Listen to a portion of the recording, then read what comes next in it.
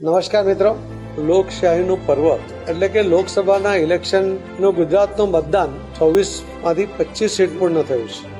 સંપૂર્ણ શાંતિપૂર્ણ રીતે, ગુજરાતને શોભે એવી રીતે, એક પણ અનિચ્છનીય બનાવ બન્યા વગર આજે મતદાન થયું અને કદાચ આખા દેશમાં સૌથી સરળતાથી, સહજતાથી જે મતદાનની પ્રક્રિયા ઇલેક્શન કમિશનરે પણ કરી, એમાં મતદાતા ભાઈ બહેનો પણ જે રીતે એમાં ઇન્વોલ્વ થયા, સૌ કાર્યકર્તાઓ પણ એમાં મદદ કરી, એનજીઓ, વડીલો, નવા મતદારો એ બધા જ એમાં ઇન્વોલ્વ થઈને ખરા અર્થમાં લોકશાહીને મજબૂત કરવા માટેનો પ્રયત્ન કર્યો. સૌ કાર્યકર્તાઓએ જે રીતે જહેમત ઉઠાવી એમના માટે એમને પણ આભાર માનું છું.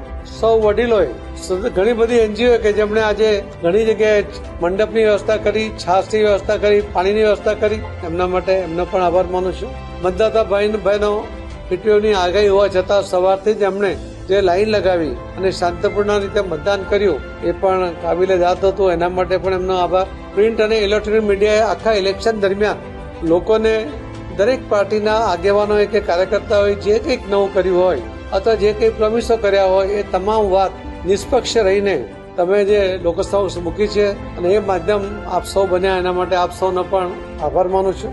કોઈ પણ ઇલેક્શન દરમિયાન નાની મોટી ક્ષતિ જો અમારાથી થઈ હોય તો એને સૌ મતદાતા ભાઈ બહેનો, કાર્યકર્તાઓ, વડીલો, એનજીઓ ને સૌ પત્રકાર મિત્રો એ અમને દરગુજર કરે એવી વિનંતી સાથે હું આપ સૌને ધન્યવાદ આપું છું. આભાર.